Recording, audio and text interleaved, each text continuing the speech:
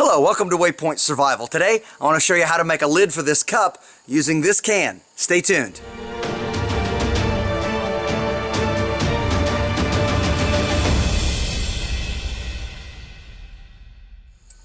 Like many of you, I'm really fond of this stainless steel 18-ounce cup. They're inexpensive, about $5. You can get them at Walmart, get them at a lot of other places. And they nest really great under a 32-ounce stainless steel bottle. So it's a great companion cup. They don't weigh a lot, and they're fairly easy to replace if you lose one, and I use mine a lot. I have several of them actually. But they don't come with a lid. And so I was trying to cast about for a way to do a hack on another project, and I happened to notice something that fit pretty well. And so I made a lid, and I want to share that with you. So let's get to that right now.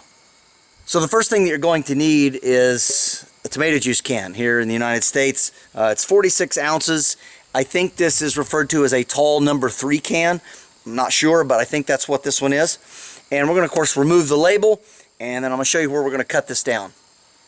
So we've removed the label, and we have a nice, clean, empty can here. And then looking at our cup, we see that it can't go down very far because it's got these butterfly handles. Looking at the unopened bottom of the can, we're going to come down about a ½ inch, just right there.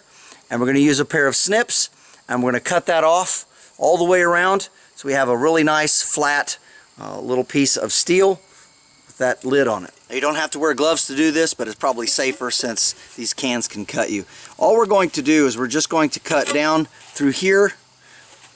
Getting through that rim can be a little tough, and we're just going to go all the way down until we get to about a ½ inch from the rim. I'm not even going to draw a line, I'm just going to guess.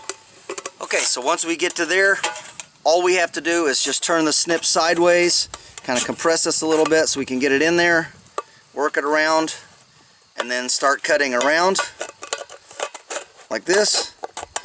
I'll do that and I'll get back with you. Alright, and sometimes I have to cut it in pieces to get it off. But this is what we're looking for right here. Now we want to take and smooth this all down with a file, a grinding wheel, some sandpaper. But whatever we use, we want to make sure that this lip is perfectly cleaned off, doesn't have any more jagged edges on it. Alright, I can feel that, and the burrs are pretty well gone, so looks pretty nice. Now do remember that this is a steel, and it also has a plastic coating under it, so on the inside. So you can take and put this in a fire, or you can use a torch and burn that out, so that it's clean. Of course, scrub it then, and you will want to keep this lightly oiled as it will rust. So just kind of a tip for you. Next, we go to the piece of our tin here where we don't have all these ribs, just sort of a flat piece, and we want to cut just a really small strip. Oh, maybe a ¼ inch, 3/8, something like that. Just cut this out. So we have a piece that looks kind of like that, so it's pretty small. And then we want to round off the corners and smooth it all down. When you're done, you'll have something that looks like that. Now we take a drill and a 1/8 inch drill bit, and we drill 2 holes in the center, just about a ½ inch apart. And you don't have to get these perfect. You can measure them if you wish, but you can do it this way as well.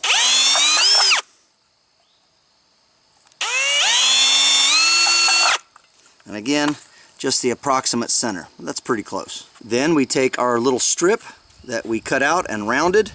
I'm going to place it here, and we're going to drill 2 holes in it as well toward the edges. Alright, what we end up with is a little piece that looks like that. Then you want to get a split ring. So this is just from a key ring. And what we're going to do is we're going to pop rivet this on here. So a couple of 1/8 inch pop rivets and our pop rivet setter. Alright, so there's one. Alright, now before we can do the other, I'm going to straighten this out, and we're going to go ahead and install the key ring in it. Now, you can do this later, but it helps a lot if you do it ahead of time so that we can get this in here at the right spot. When you're done, you'll have something that looks like this with a very nice little ring that lays flat.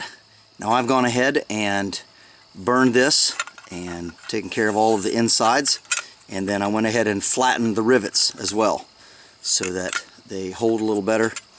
And one thing that's nice about this is this fits perfectly on here and even creates a little bit of a suction coming up. So it fits pretty well perfectly, and it makes a really nice companion. You can also carry this on the bottom, so you can stack it into your kit like that, put your water bottle in the top. But I think that's a great lid. It's a nice companion. It's pretty cheap and easy to make. And if any of you were wondering, yes, it does fit the Stanley 2-cup cook set really well, really securely. And of course it doesn't snap on. It's a great lid.